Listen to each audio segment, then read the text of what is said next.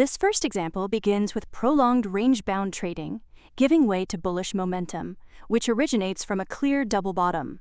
Then when there's a sharp reversal, a Fibonacci retracement can be placed from the low of the double bottom to the recent peak. This reveals that at least a minor upswing is more likely now that there's been a drop through 3 fib levels. There is indeed a rebound, but it doesn't make much progress.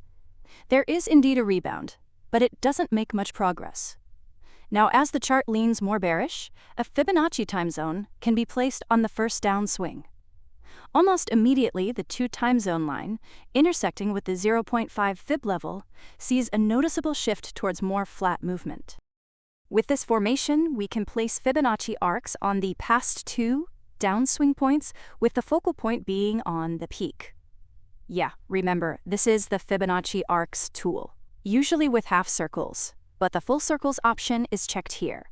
And since it is a tool with a curvature, remember to select the lock scale option so that it doesn't get distorted when the chart is moved. Given the increasing bearish context, we are looking for a minor upswing, or more likely, a significant break of short-term support. Eventually, this break does indeed happen.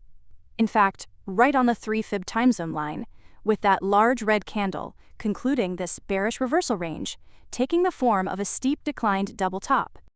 Now, as the downtrend continues lower, you will notice that retracements from the horizontal fib levels tend to follow the curvature of the arcs, and that key events still happen close to the areas where and when there are intersections between retracement levels and time zone lines. We could try to flip the positioning of the fib arcs so that the center is on the second downswing point, and that still produces decent results. But since this is more of a moderate to major reversal area rather than a continuation, the first positioning was preferred. Going back to the fib arc tool with the full circles option checked in a continuation context, here it's an ascending triangle, and we use the last 2 upswing points of it to place the arcs on, with the center being on the second upswing point. As the uptrend surges quite steeply, there are still some minor retracements, and they tend to approximate the curvature of the arcs. And eventually nearing the coverage of the arcs, there's a more significant slowdown with larger retracements, which turns out to be the beginning of a transition to a more neutral to bearish phase. Then, of course, realistically, not all retracements will be covered by the arcs, but almost all of them are in this case. And that's because it's a very valid placement, as verified by the appearance of key downswing points running through the arcs earlier in the uptrend before the ascending triangle formed. Now, if we go back to the start of the uptrend, with those large candles forming the main reversal point when bullish momentum picks up again for a steeper incline and there's less range-bound trading, it's useful to move the fan to cover a shorter duration with its 2 points, so try to base it on more recent swing points as the uptrend develops.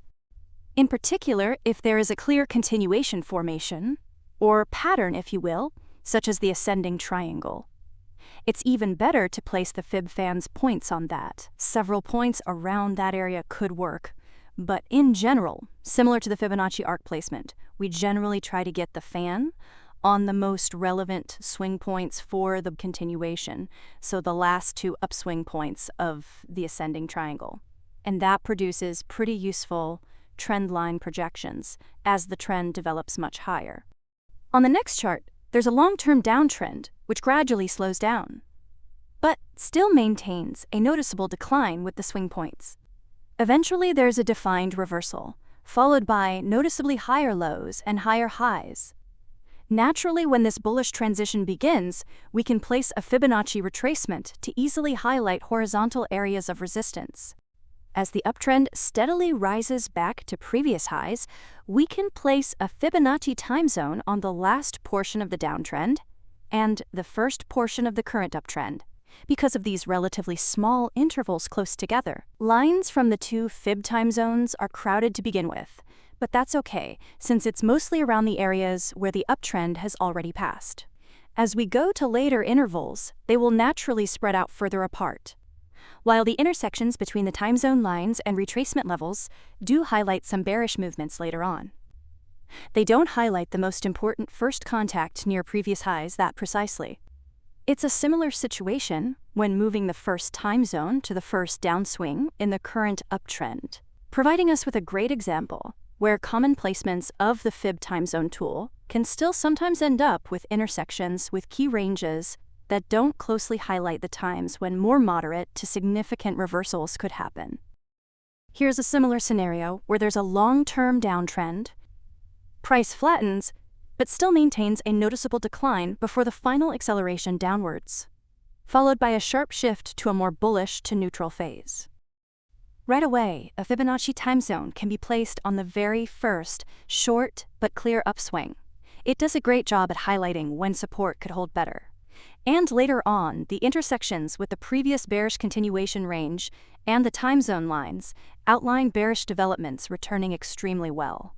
And it's a bonus after the 13 interval and when there's another drop that time zone lines still run through some reversal areas. Though to better capture that return to a more bearish to neutral context, it is of course beneficial to shift the time zone to that sharp and moderately sized drop back to support. That duration forms Fib time zone lines. That, again, highlights intersections where trading is near support and times when that support could be stronger, especially for the first few time zone lines. Here's a slightly different situation with an established uptrend that has corrected but sharply and quickly recovers back up. We can use that first down swing point in the recent correction for our Fib time zone interval, which is valid right away, covering a key swing point and continuation in the short to medium term context. As the chart returns back to previous highs with more bullish momentum, a Fibonacci retracement intersects with the time zone lines to more accurately indicate when this obvious resistance area could be stronger to produce more neutral to bearish movement. And because this placement of time zone lines and retracement levels was so valid, covering almost every past key event, it's not too surprising when the uptrend rises out of the retracement range that the first extension levels intersecting with the 13 time zone line approximate the area where the uptrend is currently halting into more bearish to neutral movement again.